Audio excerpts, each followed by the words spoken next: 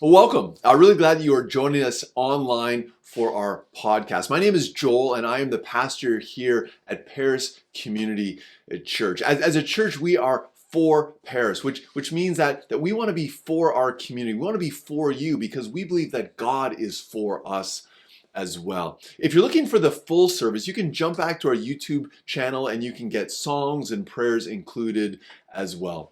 One of the things that we really value as a church is building community. And we're so excited you took this first step of connecting with us. If you'd like to connect with us a little bit more, may I suggest you sign up for our e-blast. You can jump onto our website, you can click on the link, and within 15 seconds, you'll be signed up. And what the e-blast does is it provides you more information around things that are happening or have happened in the life of our church. It's also a means of us to communicate back and forth a little bit more. Oftentimes I give additional content and thoughts around the weekly teaching. But we're glad that you're joining us. We hope this is helpful. We hope that this builds hope. We hope that this creates a space for you to encounter more of God with you in the midst of wherever you are in life or in faith. Thanks for joining us. Defining moments. We all have them in life. It doesn't matter how old or how young. We all have those situations in life that shape us, that have an impact upon us. Sometimes they're positive, sometimes they are negative. I'm sure if you took a moment and just thought about it, you'd start to realize some of those significant moments in your life that may have rather seemed, maybe not as important in the moment, but as time went on, you look back and you realize, yeah, that had an influence upon me. I remember when I was in grade 1 and I was adamant about wearing shorts to school, even though my mom literally begged me not to. You see, I was a relatively skinny kid and shorts did not look good. And I still remember to this day, sitting through recess, through lunch period, through waiting until everyone else was dismissed, at my desk, not wanting to come out and have anyone see my legs. Yeah, I know, probably not the visual you wanted here today. Or I think of that moment in life when Rebecca, now my wife, we were dating and things were a little rocky and she was living across the ocean in Spain. And I decided to use all the money I had to go and visit her, even though she told me not to bother. But that was a significant moment, because it was in that trip that we knew that we were going to spend the rest of our lives together. Or I think of those moments when I met my kids for the very first time. Or I think of the moment when Rebecca and I made the decision to come and begin life and ministry here in the community of Paris. I could go on, as I'm sure you could as well, but defining moments are significant as they shape not only who we are, but often how we respond to new circumstances in our lives as well. When it comes to Jesus, have you ever considered that what we read about him in the Bible are actually defining moments in his life?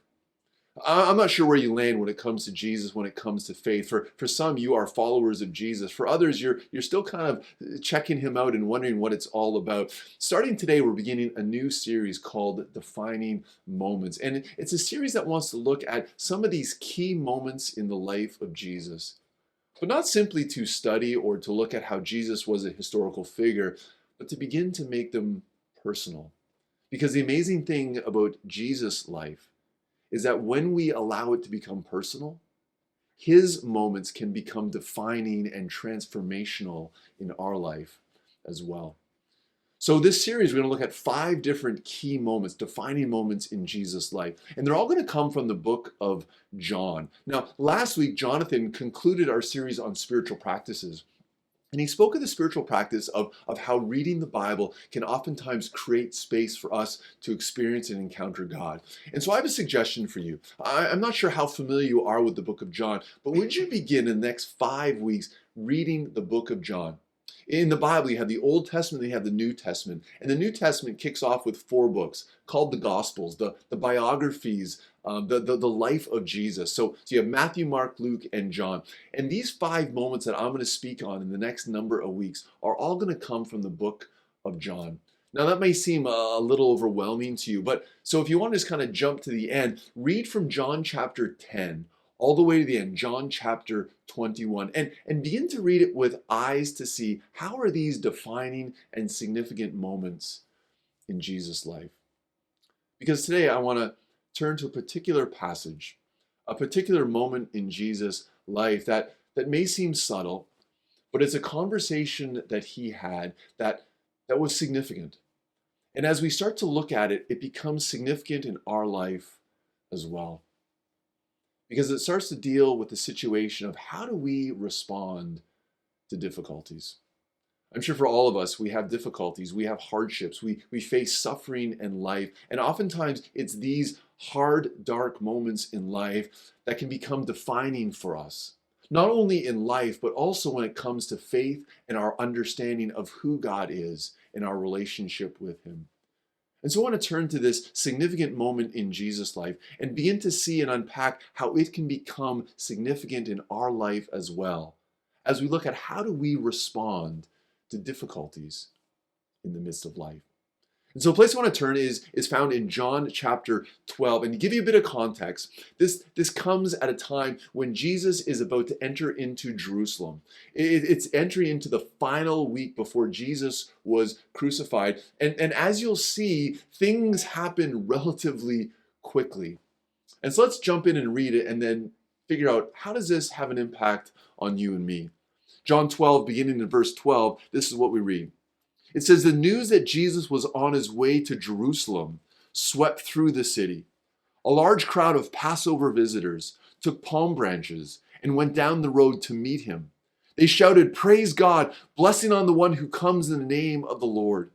Hail to the King of Israel." Jesus found a young donkey and rode on it, fulfilling the prophecy that said, "Don't be afraid, people of Jerusalem. Look, your kingdom is coming, riding on a donkey's colt." And so it's right here that we see this incredible sense of celebration. It's what we're going to celebrate in a couple weeks, often referred to as Palm Sunday, because people were waving palm branches. People were lying their cloaks down on the road as Jesus would pass by. Like, imagine what it must have felt like to be one of the disciples, to be one of those individuals who had been with Jesus for a number of years, who have heard his teachings, who had witnessed his miracles, who had seen people oftentimes step away from following Jesus. They must have thought, now, finally now is the moment. Jesus was going to make his move. Jesus was going to enter in his kingdom. But that feeling would not have lasted very long. I'm not sure how familiar you are, but Palm Sunday started with a great sense of exuberance and excitement. But in a matter of days, this crowd that hailed Jesus as a king had been turned by the religious leaders to demand for Jesus' death. They were no longer shouting Hosanna in the streets. They were screaming to Pilate, the Roman governor, to have Jesus crucified, to have him handed over, to have his life completely snuffed out. The disciples must have been thinking, what was happening? What was going on? Like, had Jesus lost control? Was God not at work? Have you ever been there? Have you ever been in a situation in life where suddenly life takes a complete change of direction? That goes from good to bad to absolutely awful? Maybe for some of you, you are in that moment right now. A diagnosis of a significant sickness, illness has come upon you or someone you dearly love. And you wonder, why is this happening? God, why won't you bring healing? Or maybe you're in the midst of grief recently, or you're still remembering the significant death of someone in your life. And a life was cut far too short, and it doesn't make sense. And you wonder, God, why didn't you do something? Or perhaps you're in the midst of financial difficulties because of a loss of job. Or maybe you're a student at school who's being bullied or going through difficulties. Or maybe you're wrestling through the hurt of an unfaithful spouse. I mean, the list could go on and on. You see, the reality is no matter who you are, no matter what you believe, We all face darkness. We all face difficulties and hardships in the midst of life. And do you ever begin to wonder, what is God doing? Do you question if God is in control? And there's these thoughts and emotions of doubt and anger that begin to take over. And so how is it that we respond? You see, back to the story, because Jesus was being brought to Pilate to be crucified, because he had made claims that he was the Messiah, he was the Son of God, and the religious leaders were completely losing their mind. And then what we see happen is Jesus is brought to Pilate, because he was the only one as the governor to be able to pronounce Jesus to be crucified. And in John chapter 18 and 19, there is this rather dramatic conversation that Pilate has with Jesus. Because what you begin to see is that Pilate really had no interest in Jesus. Pilate actually didn't feel threatened by Jesus. On numerous occasions, he mentions that he found no basis for guilt upon Jesus. You see, Pilate, who knew very little about him, realized that these were trumped up charges, that Jesus should never have been put to death. And on a number of occasions, he actually tried to release him, but the crowd wanted nothing of it. And so I don't know what Pilate was thinking, maybe as a means to try to appease the crowd and save Jesus' life. He had him flogged, he had him mocked, a purple robe was put upon him, a crown of thorns was placed upon his head, piercing his skull. And he still declared, I find no guilt in this man. I wonder what the disciples must have been thinking. That in the matter of days, the good had turned to bad. Such confusion, such lack of knowing what was happening, wondering, Jesus, have you lost control? But then there's a defining moment.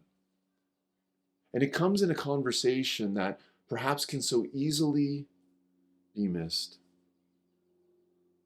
But it's a conversation that I believe, as we start to look at our own difficulties or hardships in life, can become helpful for us. Because oftentimes in hardships and difficulties, there's a sense of frustration, almost at the silence of God. Maybe you've been in a place in your life where you have offered up prayers and the prayers seemingly go unanswered, and you wonder, God, don't you hear? God, don't you care? God, don't you want to act? There's a conversation that Jesus has with Pilate that has been defining and life-changing for me. It comes in John chapter 19. In verse 9, Pilate is frustrated openly with Jesus because Jesus is refusing to make a defense. Jesus is actually almost refusing to respond to what Pilate has to say. And you can almost sense a frustration of Pilate over the silence of Jesus. And maybe you can relate to that. In the midst of difficulties, we become frustrated sometimes with the silence of God. And in John 19, verse 9, this is what Pilate says. He asked Jesus, where do you come from? But Jesus gave him no answer. Do you refuse to speak to me? Pilate said. Don't you realize that I have power either to free you or to crucify you? Here Pilate was laying it down to Jesus in as clear form as he could. Listen, I have the power over your life. Yes, the crowd wants you crucified. Yes, the religious leaders want you marched to the cross, but I have the power to save you or condemn you to death. Will you not speak to me? We're not told, but I wonder what the disciples must have been thinking. They almost must have been urging, Jesus, say something.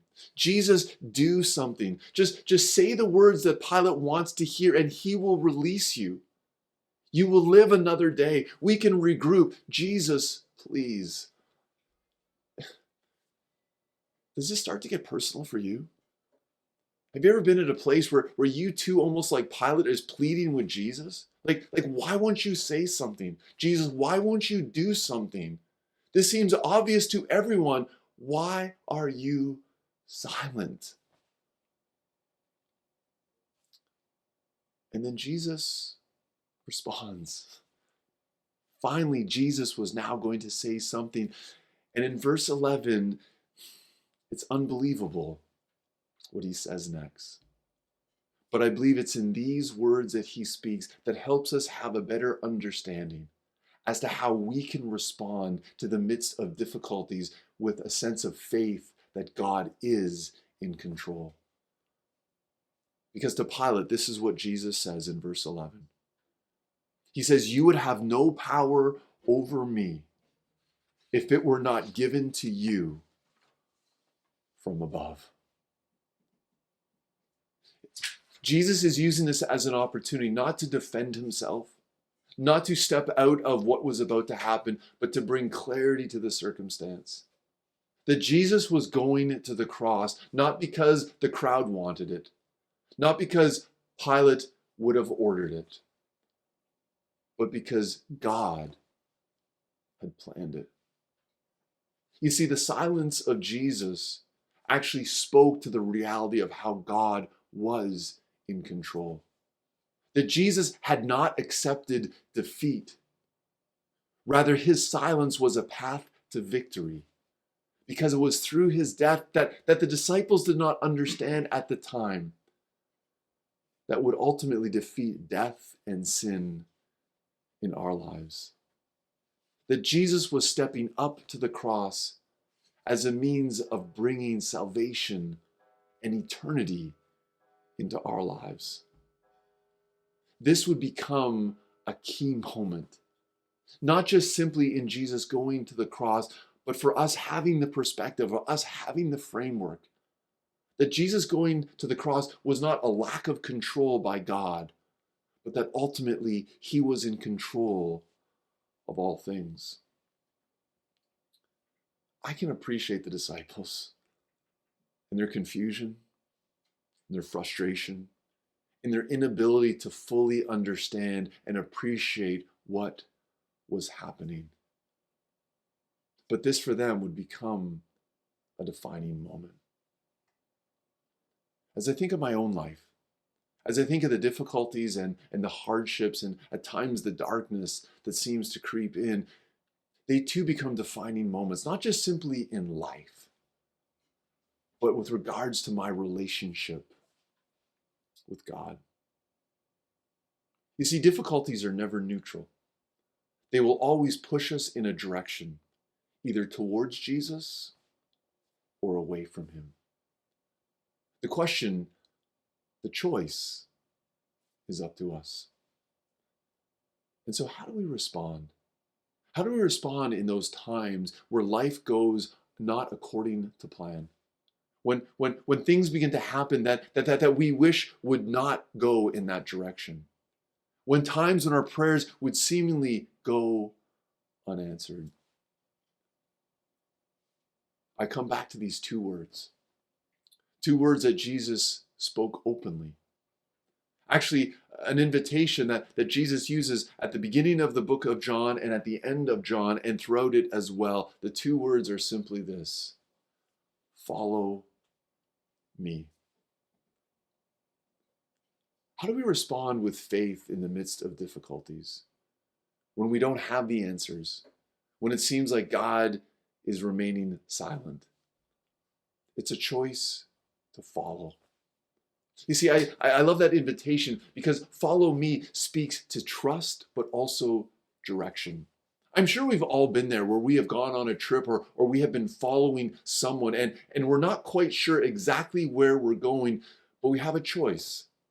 Either we'll continue to follow or we'll try to go it on our own. I believe the same is true when it comes to life, when it comes to difficulties, that these become defining moments because we will either choose to follow Jesus or go it alone. So what does this look like? I mean, What does it look like to follow Jesus in the midst of the grief of death?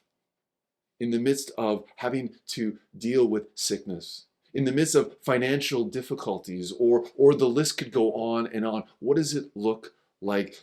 For me, it's a matter of looking to how God is at work and leaning on the promises of Jesus. To follow Jesus in the midst of difficulties means we look to see how he has been at work in our lives. Oftentimes, we just need a glimpse of the light in the midst of the darkness to be reminded again that God is in control. It was so subtle, yet so powerful, what Jesus said to Pilate. He says, "You have no power over me." God was in control. But to follow Jesus in the midst of difficulties also means that we are willing to lean on the promises of God. One of my favorite passages in the Bible that remind me of this is found in the Old Testament, in the book of Proverbs. Proverbs 3 verse 6 says this. He says, "Trust in the Lord with all your heart. Lean not on your own understanding." Those are wise words if we truly want to follow Jesus in the midst of difficulties. It means that we lean not on our understanding. You see, for the disciples in that moment, as Jesus was given the way to step out of the cross by Pilate, from their understanding, they're like, "Jesus, why are you not taking this? Jesus, why are you not doing this?" But they were leaning on their own understanding. They didn't realize that God had a bigger plan, that God had a better plan. You see, when it comes to following Jesus, we're not just simply following advice of a great teacher, of a faith healer, or a moral leader. We're following and resting upon the promises of God that is found in Jesus. As I think of my life, there have been significant defining moments. As I think particularly when it comes to faith, what has shaped my faith, what has deepened my faith more than any other moments in life have been in the difficulties when I have chosen to follow Jesus. As I think back to these last couple of years and just some of the hardships that our family has stepped into, there has been times of anger, of disappointment, of doubt. But it's been in these moments that we had to choose to follow Jesus, to trust in him, lean not on our understanding, but lean upon the promises of God. Difficulties and hardships are never neutral. They are moments in life that will either draw us closer to Jesus or cause us to step further away. I believe that when we choose to follow Jesus, even in the hard moments of life, we'll begin to experience undeniable hope and unexplainable peace. Because we know that God is in control, that Jesus is with us. I don't know what you're going through right now, but my prayer and my hope for you is that in the midst of the difficulties, in the midst of the joys, in the midst of whatever you are facing, that you will choose to follow Jesus. Trust that he is in control and experience that incredible hope and peace that comes in knowing that God is with you. Let me pray for you as we conclude. So, Lord God, as we gather here today, as people are watching and listening, may we come back to this moment that happened 2,000 years ago and allow it to become personal. Allow it to be a reminder again of God, how you are in control. And so may you grant those that are watching your hope. May you fill them with your peace. For we ask this, Jesus, in your name. Amen.